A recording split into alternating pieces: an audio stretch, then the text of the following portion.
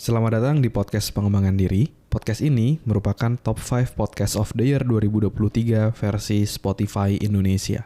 Agar kamu bisa mendapatkan manfaat maksimal dari podcast ini, pastikan kamu udah follow dan nyalakan loncengnya ya, biar kamu nggak kelewatan episode barunya. Selamat mendengarkan.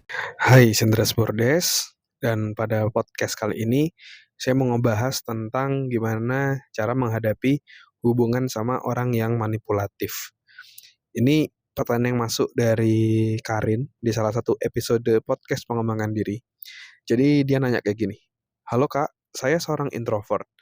Bagaimana sih cara kita menghadapi hubungan sama orang yang manipulatif?" Ya. Jadi yang saya tangkap Karin ini punya hubungan yang manipulatif dengan orang lain kayak gitu. Terus gimana sih cara menghadapi orang dengan tipe tersebut seperti itu.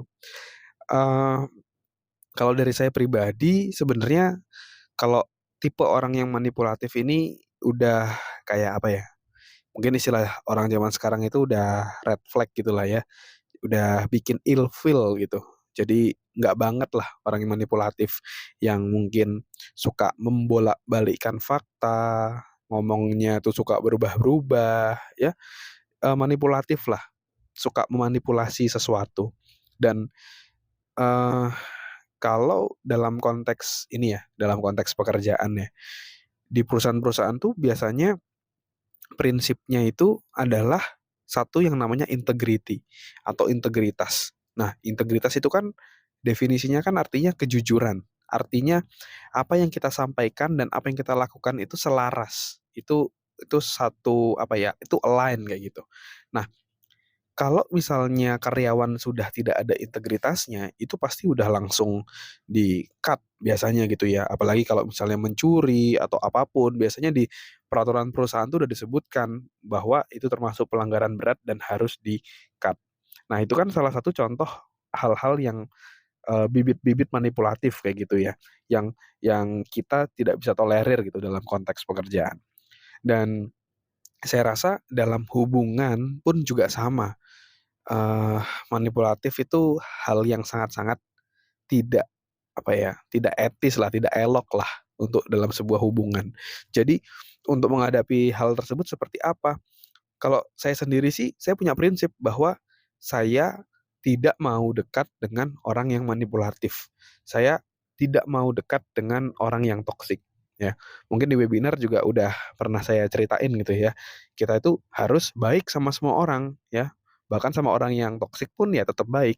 Cuma kita harus menjaga jarak biar kita tidak ketularan toksik, kita tidak ketularan manipulatif, dan karena kalau kita bergaul sama orang-orang dengan tipe tersebut, kita sendiri yang sengsara, kita sendiri yang suffer kayak gitu.